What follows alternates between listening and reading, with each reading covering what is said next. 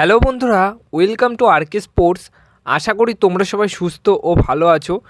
তো আজকের এই ভিডিওতে একটি গুরুত্বপূর্ণ বিষয় নিয়ে তোমাদের সাথে আলোচনা করার রয়েছে বা সেই বিষয়টা জানানোর রয়েছে। তো সেই বিষয়টা কি? সেই বিষয়টা হচ্ছে এবছর মোহনবাগান দল 6টা বিদেশি প্লেয়ার সই করিয়েছে। তার মধ্যে চেনা মুখ শুধুমাত্র রয়েছে ডিমিত্রি পেট্রারাস আর জ্যাসন কামিংস।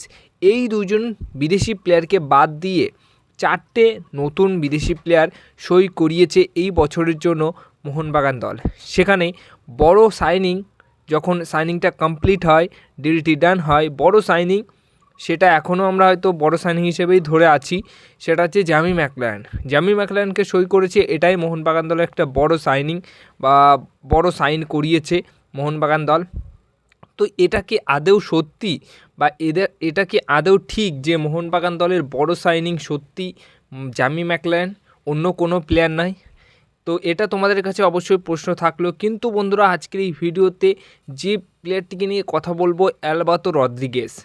সত্যি কথা বলতে এই একমাত্র একটা নতুন বিদেশি প্লেয়ার বর্তমান সময় দাঁড়িয়ে মোহনবাগান দলের ডিফেন্সকে এতটাই ভরসা দিচ্ছে, তার উপর চোখ বুঝে আমরা এখন কিন্তু ভরসা করতে পারি। দুর্দান্ত পারফরমেন্স তিনি কিন্তু করছে।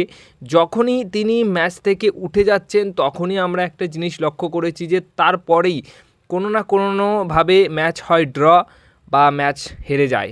হ্যাঁ, আমরা কোনো টিমের এগেনস্টে 1-0, 2-0 গোলে এগিয়ে থাকছি ফার্স্ট হাফে বা অনেকক্ষণ এগিয়ে থাকছি ম্যাচের মধ্যে। তারপর যখন একটা ঘটনা ঘটছে যে অ্যালবাতো রদ্রিগেজকে যেই কোচ তুলে নিচ্ছে, তারপর গিয়েই কিন্তু ডিফেন্সের হাল একদম বাজে হয়ে যাচ্ছে।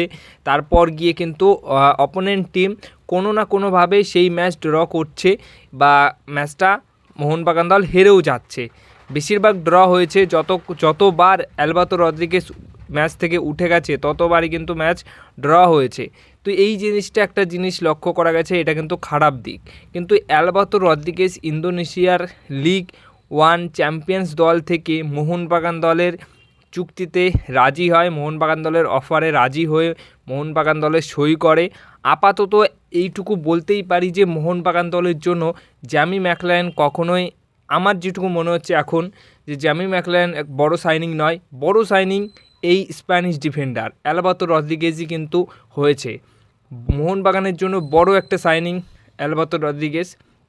তিনি যেভাবে ডুরান্ড কাপে পারফরমেন্স করেছে, মানে এরিয়েল বলে তো খুবই তিনি দক্ষতার সাথে পারফরমেন্স করছে। প্রতিটা এরিয়েল বল ভেসে আসলেই তিনি অনায়াসে ক্লিয়ার করে দিচ্ছে। মুম্বাই ম্যাচে তোমরা যদি দেখো, যত বল এসছে, ভাসানো বল, এরিয়েল বল, সব কটা তিনি একা হাতে ক্লিয়ার করে দিয়েছে। প্রতিটা এরিয়েল বলে তিনি রয়েছেন। তো দুর্দান্ত পারফরমেন্স তিনি প্রথম ম্যাচেই শুরু করে দিয়েছেন। আর অবশ্যই তার যা পোটেনশিয়াল রয়েছে, great at aerial ball, physically strong and tall, top class positioning sense, goal scoring capability, don't hesitate to do fall tackle.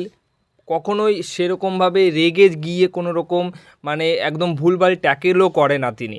একদম নিখুঁত ট্যাকেল, নিখুঁতভাবে ডিফেন্স তিনি কিন্তু করছেন। তার 2 থেকে 3টে ম্যাচ দেখলাম, তার খেলা দেখে সত্যি কথা বলতে ফ্যান হয়ে গেছি। ডিফেন্সে এই একটা মাত্র প্লেয়ার যিনি কিনা ভরসা দিতে পারে। শুধুমাত্র যদি এখন এই প্লেয়ারটির পাশে একটা ভালো centre defender, Indian centre defender থাকতো তাহলে পুরো জমে যেত। ভাবো যদি আনোয়ার আলী থাকতো তাহলে কিন্তু সেখানে কোনো সমস্যা হতো না। কিন্তু আনোয়ার আলী যেহেতু নেই, তো তাকে নিয়ে তো কোনো রকম কথা না বললেই ভালো।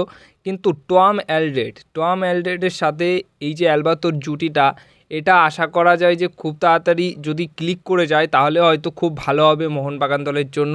টম অ্যালড্রেড কিন্তু সেইভাবে ইমপ্রেসিভ পারফরমেন্স করতে পারেনি, সেইভাবে ভরসা দেওয়ার মতো কিন্তু পারফরমেন্স এখনও করে দেখাতে পারেনি।